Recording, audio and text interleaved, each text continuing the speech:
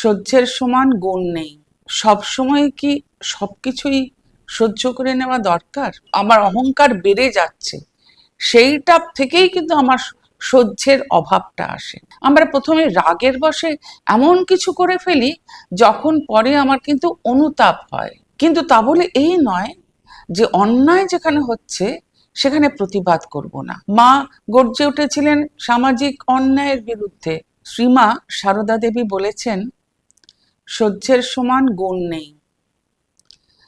কিন্তু প্রশ্নটা হলো এই, সব সময় কি সবকিছুই সহ্য করে নেওয়া দরকার? কিছুদিন আগে এইরকমই এইখানেই এই কথাটা বলেছিলাম। তারপরে কমেন্টের মধ্যে অনেকেই প্রশ্ন করেছিলেন এবং কমেন্ট করেছিলেন যে সহ্য কেন করব। তার সঙ্গে আরেকটা কথা যুক্ত ছিল যে কারো নিন্দা করো না। সেটা নিয়েও প্রচুর কমেন্ট ছিল যে অন্যের দেখলে কেন নিন্দা করব না। এইখানে কথাগুলো না অনেকটা, এই যে সহ্যের সমান গুণ নাই, এটাকে আমরা একভাবে দেখতে হবে। কি বলেছেন সহ্যের সমান গুণ নেই? সেটা হচ্ছে যে প্রত্যেক মানুষের জীবনে দরকার ধৈর্য, সহিষ্ণুতা এবং তিতিক্ষা। প্রত্যেকেরই মানুষের দরকার একটা মানুষের মতন জীবন হতে গেলে, এবং সংযম।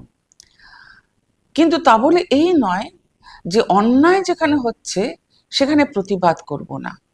সেখানে প্রতিবাদ সবসময় করতে হবে। শ্রীমার কথাতে কিন্তু এইটা বোঝাচ্ছে না। বোঝাচ্ছে কি, যদি আমার অহংকারকে একটু নত করি, যদি আমার পরিবারে নিজের রাগটা যখন হয়ে যাচ্ছে তাকে একটু সংযত করি, তাহলে অনেক সময় পারিবারিক বিরোধকেও মেটানো যায়, সংসার ভাঙাকেও মেটানো যায়, সামাজিক যে দ্বন্দ্ব, কলহ, তাকেও মেটানো যায়। যে এই জায়গাটায় মা বলছেন সহ্যের সমান গুণ নেই। আমরা প্রথমে রাগের বশে এমন কিছু করে ফেলি যখন পরে আমার কিন্তু অনুতাপ হয়। এমন অনুতাপ এমন অনেক সময় হয় যখন আমার আর ফিরে যাবার কোনো উপায় নেই। সেই জায়গায় আমি যদি একটু সহ্য করে নিই, তাহলে পরে কিন্তু আর আমাকে এইটা এই আমার যে ফলটাকে আর ভোগ করতে হয় না। আমরা দেখি না যে প্রত্যেক দিনের আজকাল ফেসবুক বা কিছু ইনস্টাগ্রাম, এগুলো যদি কেউ দেখেন দেখবেন যে সহ্যের কত অভাব। যে মুহূর্তে যে কিছু একটা আসছে তাকে আমি যা ইচ্ছে আমার কমেন্ট করে বসছি, সেখানে আমি কিন্তু ভাবছি না।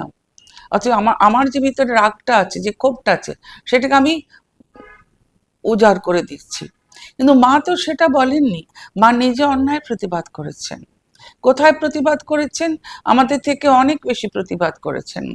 যখন ব্রিটিশ আমলে স্বাধীনতা যুদ্ধ হচ্ছে, তখন এক মহিলাকে, সন্তান সম্ভবা মহিলাকে, নিরপরাধা, তাকে অন্য একজনের নামের সঙ্গে ভুল করে পুলিশে টেনে নিয়ে যায় থানায়। সেই সময় মা গর্জে উঠেছিলেন। মা সেই সময়ে বিভিন্ন দেশপ্রেমিক বিপ্লবীদের, তারা মায়ের কাছে আসতেন, তার কাছে সাহায্য নিতেন। মা গর্জে উঠেছিলেন সামাজিক অন্যায়ের বিরুদ্ধে, জাতপাতের বিরুদ্ধে। তিনি গ্রামের লোকের প্রথা না মেনে সব তার শিষ্যদেরকে, অন্তরঙ্গ সন্তানদেরকে একসঙ্গে খাইয়েছিলেন। তার জন্য তাকে জরিমানাও ভোগ করতে হয়েছিল। কাজে অন্যায় যেখানে দেখতেন সেখানে তিনি তার প্রতিবাদ করতেন। কিন্তু তাহলে সহ্য কোথায় করব? যেখানে আমি অহংকারকে, আমার অহংকার বেড়ে যাচ্ছে, সেইটা থেকেই কিন্তু আমার সহ্যের অভাবটা আসে। সেইখানে আমি সহ্য করব যেটাতে আমি কোনো কিছু ভাঙা থেকে তৈরি করতে পারি। কিন্তু অন্যায়ের প্রতিবাদ যেখানে হয় সেখানে আমাদের লড়ে যেতেই হবে, লড়াই করতেই হবে। আমরা চারপাশে কত রকমের অন্যায় দেখতে পাই, তার যদি আমি প্রতিবাদ না করি তাহলে তো আমি মানুষই হলাম না। কাজেই শ্রীমা যেটা বলতে চাইছেন যে পরিবারের ক্ষেত্রে, সমাজের ক্ষেত্রে, যেখানে আমার আমার রাগটা যেখানে প্রদান হয়ে যায় সেখানে সহ্য করতে, কিন্তু যেখানে অন্যায় আসছে, যেখানে অপমানিত হচ্ছে মানুষের সত্তা, মানবিকতা, সেইখানে আমাদের প্রতিবাদ করতেই হবে, সেখানে সহ্যের কথা না। সেটাই শ্রীমা বলতে চেয়েছে।